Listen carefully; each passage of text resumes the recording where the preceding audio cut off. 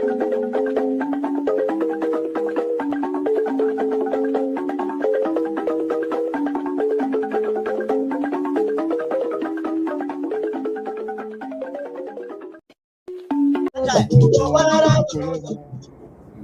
fellow Biafrans, lovers of freedom across the world, wherever you are watching this program from. I welcome you to this amazing program. Today is the 7th of June, 2024. We have come once again, as we always do, to express our views on things that are happening in the contraption called Nigeria, mainly issues that have to do with the Biafran people. This platform, as you all know, is a platform that is supporting the Biafra Republic Government in exile under the command of our Prime Minister, Mazi Simon Ekpa, and under the supreme command of Mazi Nnamdi Kanu. In this platform, we bring information to your doorstep. We do not come here to instigate violence. Neither do we come here to preach hate. What we do is to bring the truth out and to debunk every lie that has been told against the Biafran people. It does not matter who tells the lies. Once we spot a lie in you, against Biafrans, against our Prime Minister, against Mazi Nnamdi Kanu, we are going to come here to debunk it. And today, we want to look into a video that was made. I want you to pay attention to this very video and hear what that man is going to say. Let's watch together. Former President of Nigeria, Olusegun Obasanjo, raised concern on the situation of insecurity in Nigeria during his term in office. He claimed that he prioritized the security of lives and properties across the country. Obasanjo believes that things can be right and good again in the country if only we are united and we do the right thing collectively. We have with us in the studio this morning to help look into this topic. We have Mr. Akin Fatake, a communication consultant, and Barrister Darlington Agomo, political analyst. Good morning, gentlemen.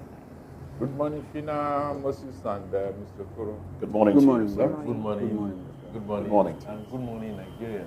All right, good to have you in today's show. Thank you. I would like to start with you, Mr. Akin Fatake.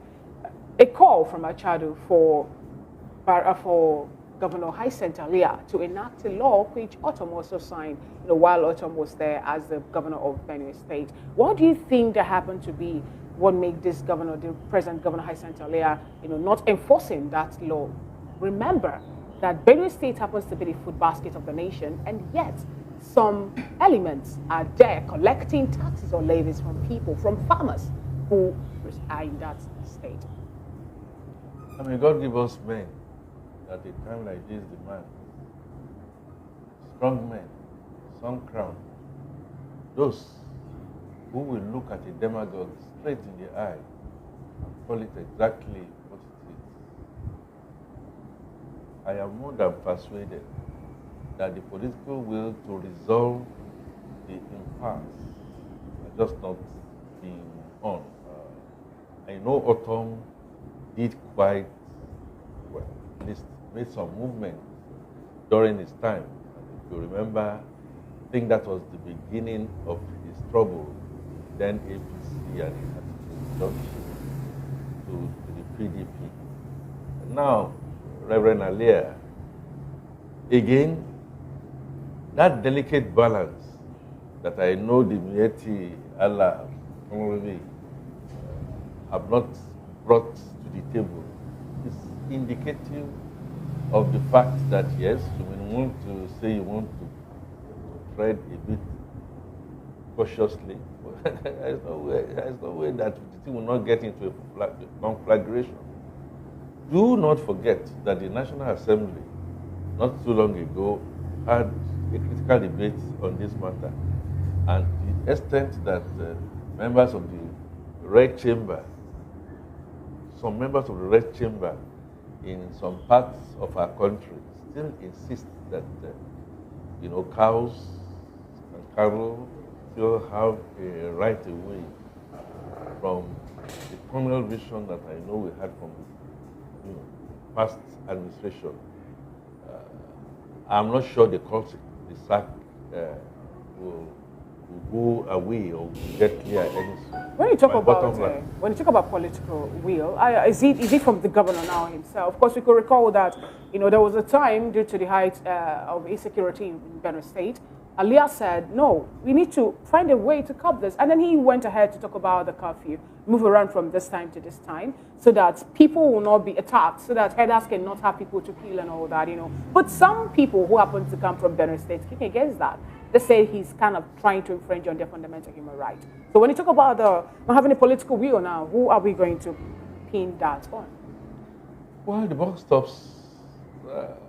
I want to see on Aliyah's table, if we are assuming that we are running the federation, but we are not. And because the power that be from the center might just not be aligned with him. And before you can say Robinson, before Jack, you know, the whole thing might conflagrate. What I see in that part of the country, in fact, indeed, for the larger geographical population, areas that we call Nigeria, is this balance of terror kind of situation. But the law is the law, and we must try and make sure we enforce the law as much as possible. What I actually meant by the political will is to down, the consequences. Autumn down the consequences, and we saw reprisal. Now, does the governor have the might, to curtail? Does he control the police? Does he control the other security apparatus? The same Obasanjo, I remember, still talk about the carrot and stick. You can't go all hog. You've got to be able to carry virtually everybody along. I foresee an incubus that will start to fall rain, and the earlier we begin to look at this critically, the better for us. So for now, yes, the governor. For now, the state legislators. For now, the local chiefs, and the local government local government areas, chairmen and councillors. All right. For now, the religious, bodies and the NGOs must all come together and say, hey, wait a minute, this should not happen again. All right. Barrister Agomo, let me come to you. What do you think is responsible for the enduring inability of the federal government to stop the farmer-herder clash? Mr. Aki said it has to do with lack of political will. Do you agree with him, or do you think there is any other thing responsible for that? Thank you, Mr. Okoro. The reason behind what is going on all over the country, not even in Benue, is because we have not identified, in fact, we are not even calling it the name it deserves. This is not a farmer-herder clash. What is it? It is when you now identify the real issue. When you call it clash means that two equal people, they are fighting. You can say a clash. When you go to a football tournament, you have 11 players each side. You will say a Libya-Nigeria clash. Because you people are equally privileged. You have 11 players. Nobody has an arm to fight the other person. But a situation whereby you have killer herdsmen carrying AK-47 to attack and kill farmers who have nothing but the hoe they are using to till the land. How do you call that a clash? Please, can somebody explain to me? Because maybe I do not understand what I'm saying. It is never a clash. It was never a clash, and it can never be a clash as long as you have people who claim that they have two heads more than other people. This matter may not be solved. Mr. Darlington, if it is not a clash, what is it? It is a terrorism. Mr. Okoro, it is terrorism. Some people were invited into this country to come and do what they are doing. The people that did, they are not even apologetic, they have not denied it. These people are not even from Nigeria. That is the most painful aspect of it. They are not from Nigeria. That's why they have taken over people's home. Hasn't the federal government done enough to resolve this? First, they came up with Ruga settlement. It was shut down.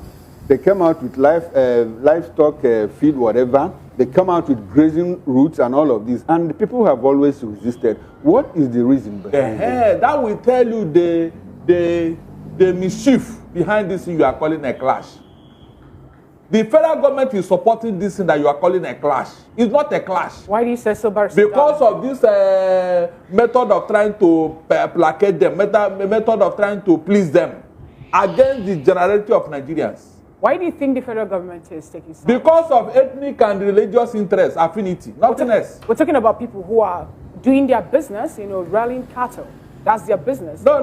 What does it have to do They are with hiding under it. No. If they are doing their business, then they should have done it the same way other people are doing their business in Nigeria. So you think that with the creation of a new ministry, now talking about the livestock ministry, you think it's not going to help to curb the issue? It will not solve the problem because the fundamental issue have not been addressed.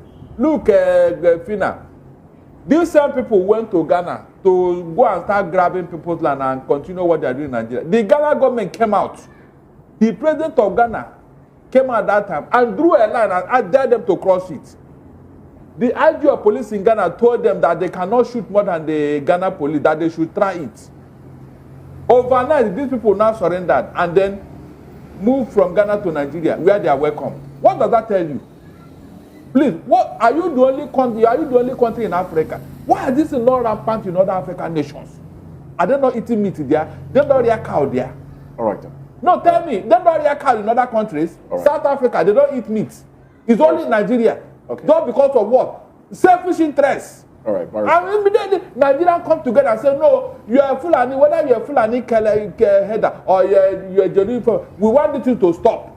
But nobody has been able to address that. Every time, clash. Okay. Meanwhile, there's no clash here. All right, then.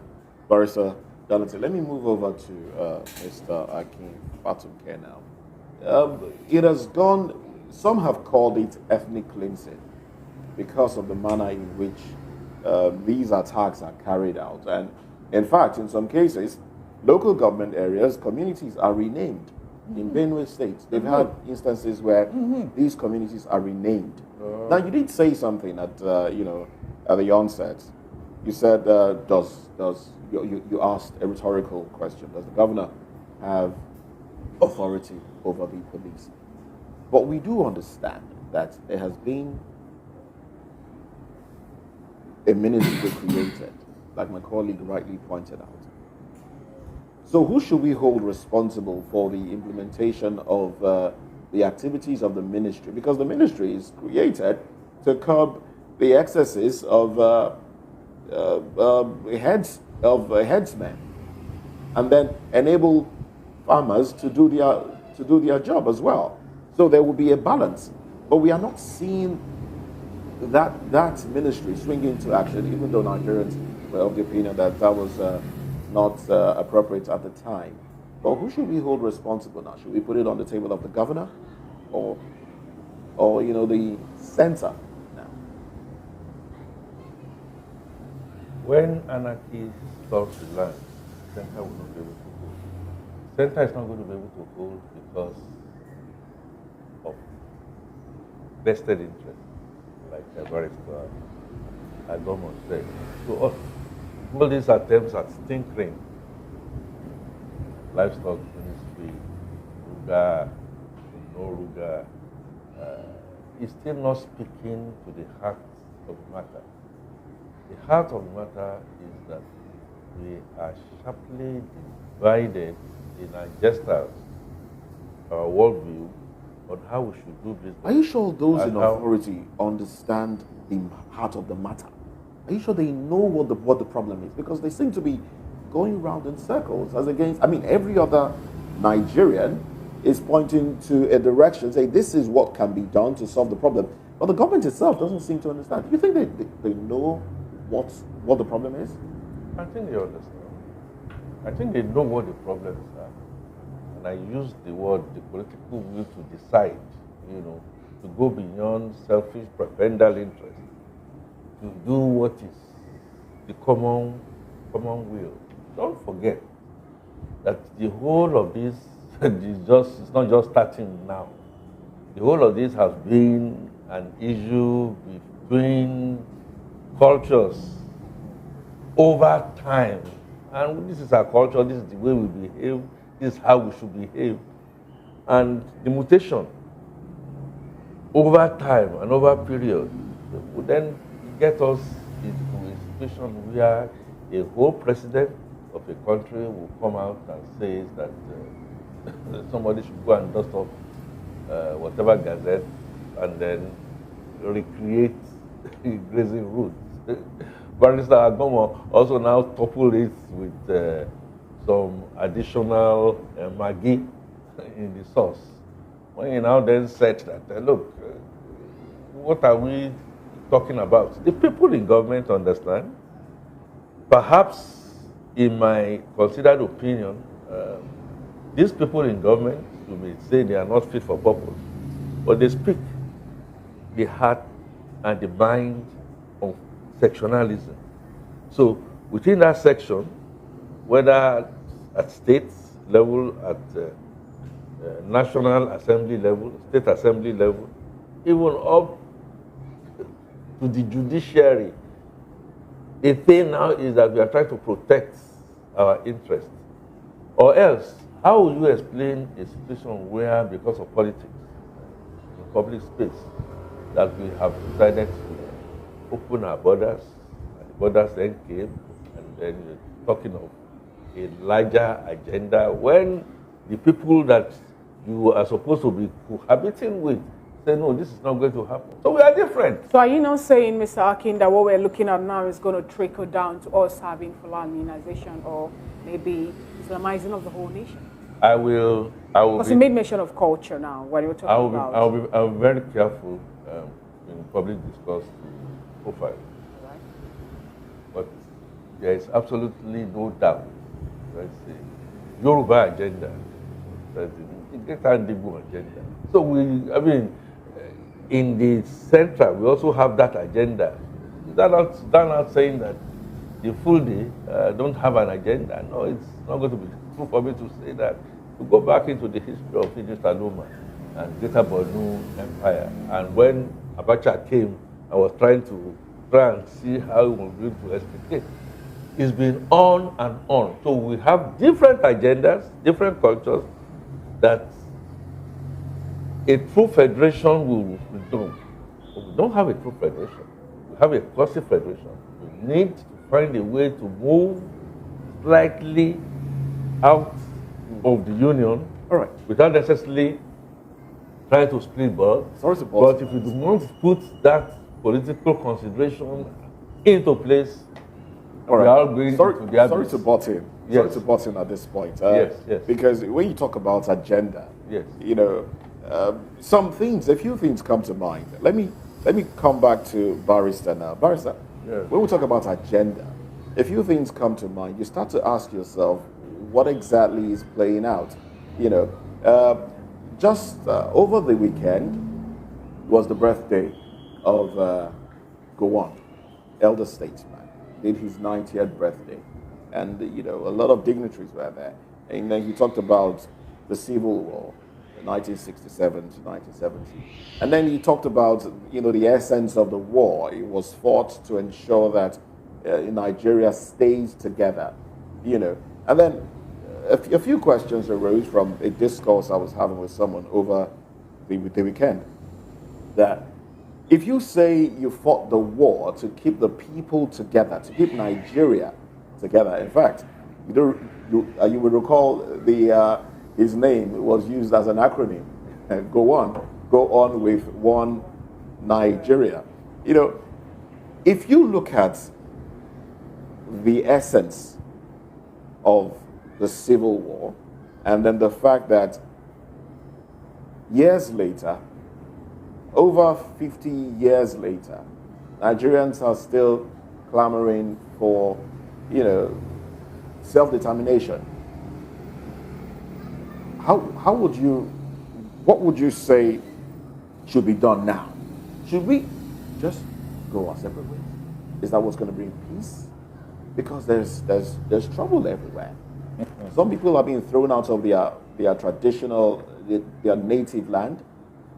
Others are claiming, you know, what do you think would bring peace and succor? Moses, the problem has already been discussed and is well known to everybody. In a federation, there is the level of regional autonomy. You cannot leave your own region and encroach on my own for whatever reason. Develop your own region. If you want to live with terrorism, live with terrorism. Don't spread it to my own area. I mean, you can see it. That's what's playing out here.